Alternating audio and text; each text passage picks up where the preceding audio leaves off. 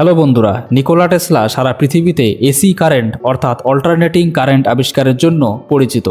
কিন্তু এর পাশাপাশি তিনি এমন কয়েকটি ভয়ানক জিনিস আবিষ্কার করেছিলেন যেগুলি সম্পর্কে জেনে আপনার বিশ্বাস করতে কষ্ট হবে।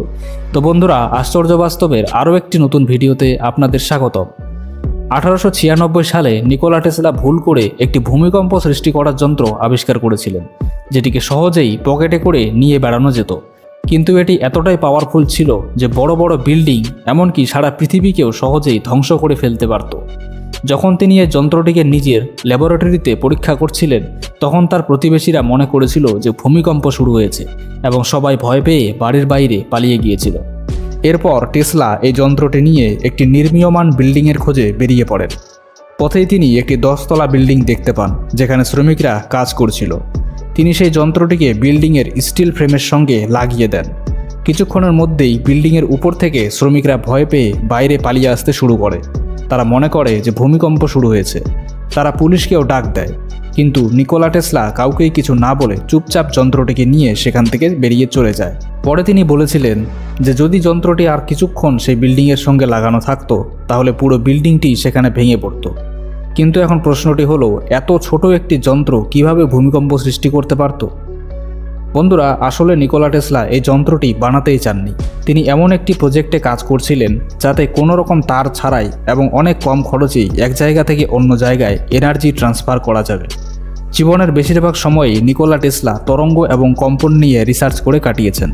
তিনি এই বিষয়ে খুবই দক্ষ ছিলেন এবং তরঙ্গ ও কম্পন বিষয়টিকে এত ভালোভাবে বুঝতেন যে তার মতো আর কেউ আজ পর্যন্ত বুঝতে পারেন।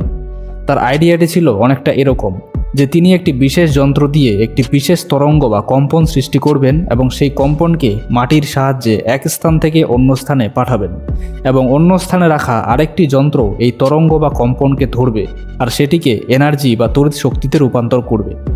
বন্ধুরা, আমাদের পৃথিবী একটি বিশেষ ফ্রিকোয়েন্সিতে ভাইব্রেট করে।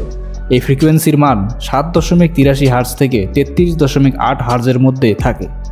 নিকোলা টেসলা বলেছিলেন যে যদি তিনি এই যন্ত্রটিকে পৃথিবীর ফ্রিকোয়েন্সিতে সেট করে দেন, তাহলে সারা পৃথিবী কিছুক্ষণের মধ্যেই ধ্বংস হয়ে যেতে পারে। তবে সেই সময় অনেকেই তার কথা শুনে হেসেছিলেন, কিন্তু পরে সবাই নিকোলা টেসলার এই কথাটিকে সিরিয়াসলি নিতেও শুরু করেছিল।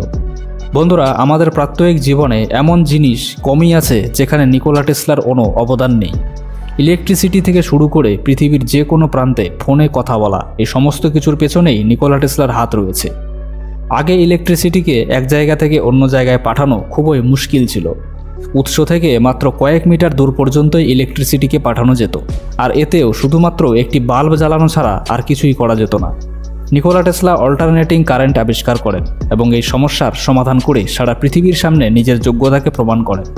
তার জীবনের এই পয়েন্ট থেকে মানুষ বিজ্ঞানী হিসেবে তাকে সিরিয়াসলি মানতে শুরু করে, কারণ যে ইলেকট্রিসিটিকে ডাইরেক্ট কারেন্ট রূপে মাত্র কয়েক মিটার দূর পর্যন্ত পাঠানো যেত, সেটিকে এসি কারেন্টে কনভার্ট করে হাজারো মাইল দূরে ফ্যাক্টরি এবং ইন্ডাস্ট্রিগুলিতে পাঠানো সম্ভব হচ্ছিল। এছাড়াও Nikola Tesla hydro electric power সিস্টেমও আবিষ্কার করেছিলেন, যার সাহায্যে আজকের দিনে আমেরিকার 31% ইলেকট্রিসিটি ও চীনের 95% ইলেকট্রিসিটি উৎপাদন করা হয়। এছাড়াও ওয়্যারলেস কমিউনিকেশনের আইডিয়াও টেসলারই ছিল। বন্ধুরা, এগুলো হলো সেই সমস্ত আবিষ্কার যেগুলি আজ মানুষ ব্যবহার করছে, কিন্তু নিকোলা টেসলা তার জীবনকালে 300টিরও বেশি জিনিস আবিষ্কার ও রিসার্চ করেছিলেন, কিন্তু এগুলিকে পৃথিবীর সামনে কখনোই আসতে দেওয়া হয়নি। বন্ধুরা, অল্টারনেটিং কারেন্ট আবিষ্কার করার পর তিনি এটিকে কোনো তার ছাড়াই বিনামূল্যে সারা পৃথিবীতে পাঠাতে চেয়েছিলেন। টেসলার কাছে প্রচুর পরিমাণে নলেজ থাকলেও একটি জিনিস খুবই কম ছিল, আর সেটি হলো টাকা। তিনি তার এই আইডিয়া নিয়ে জেপি মর্গানের কাছে যান এবং অর্থ সাহায্য চান, এবং তিনি তাকে $1.5 লক্ষ দেন। তার ছাড়াই ইলেকট্রিসিটি পাঠানোর জন্য টেসলা নিউ ইয়র্ক শহরেই এক্সপেরিমেন্ট করা শুরু করে দেন। আর এই এক্সপেরিমেন্টে একটি টাওয়ারও ছিল, যেটি দেখে সবাই খুবই ভয় পেত এবং প্রায়ই তার কাছে অভিযোগ আসত। এরপর তিনি কলোরাডোতে তার এক্সপেরিমেন্ট করা শুরু করেন। এখানে তিনি 180 ফিট উঁচু একটি টাওয়ার বানান, আর এটাতেই তার প্রয়োজনের চেয়ে অনেক বেশি টাকা খরচ হয়ে যায়। টেসলা মনে করেছিলেন যে এই টাওয়ারের সাহায্যেই তিনি সারা পৃথিবীতে ফ্রিতে ইলেকট্রিসিটি পাঠাতে পারবেন, তাও আবার শুধুমাত্র পৃথিবীর ন্যাচারাল ভাইব্রেশনকে ব্যবহার করেই। এরই মাঝে জেপি মর্গান টেসলাকে টাকা দেওয়া বন্ধ করে দেয়, কারণ তিনি মনে করেছিলেন যে যদি টেসলা ফ্রি ইলেকট্রিসিটি আবিষ্কার ও ট্রান্সপোর্টে সফল হয় তাহলে তার তামার তার এবং ইনসুলেশন তৈরির বিজনেস ক্ষতিগ্রস্ত হবে।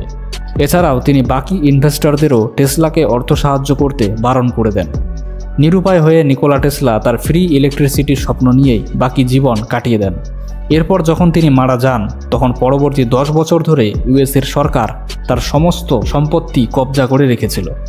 তার যাবতীয় রিসার্চ পেপার পরবর্তী অনেক বছর ধরে সিক্রেট ফাইল বানিয়ে সবার কাছ থেকে লুকিয়ে রাখা হয়েছিল এবং অনেকেই বলেন যে টেসলার ফ্রি ইলেকট্রিসিটির ফর্মুলা এখনও অবধি জনসমক্ষে প্রকাশ করা হয়নি।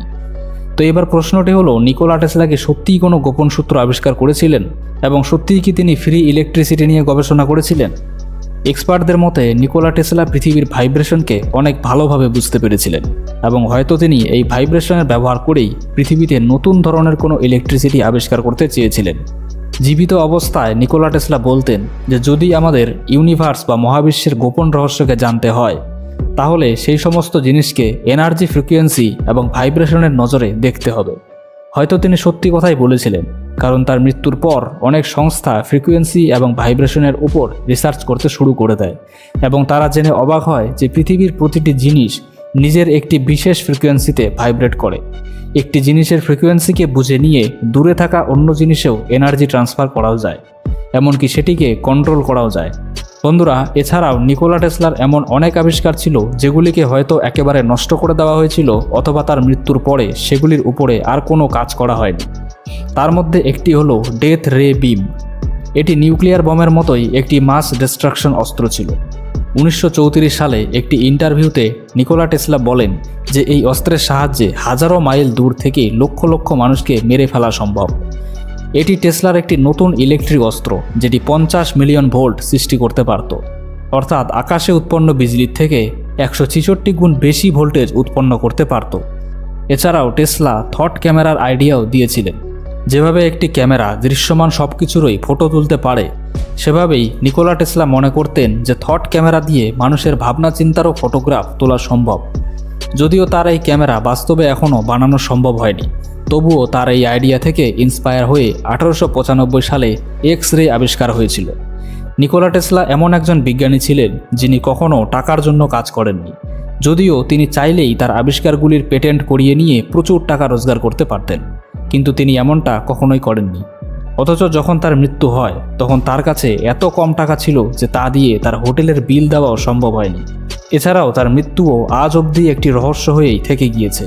1943 সালের 7 জানুয়ারি তাকে তার হোটেল রুমে মৃত অবস্থায় পাওয়া যায়। অফিসিয়ালরা বলেন যে তার স্বাভাবিক মৃত্যু হয়েছে, কিন্তু অনেকেই মনে করেন যে নিকোলা টেসলাকে হত্যা করা হয়েছিল। কিন্তু আসল সত্যিটা কি? সত্যিই কি নিকোলা টেসলার সমস্ত ফাইল 10 বছর কবজা করে রাখার পর পাবলিক করা হয়েছিল, নাকি আজও কিছু সিক্রেট ফাইল লুকিয়ে রাখা হয়েছে? যাই হোক, এর উত্তর হয়তো ভবিষ্যতে জানা যাবে। তো বন্ধুরা, আশা করি আশ্চর্য বাস্তবের এই ভিডিওটি আপনাদের ভালো লেগেছে। ভালো লাগলে অবশ্যই লাইক করুন এবং চ্যানেলটিকে সাবস্ক্রাইব করুন।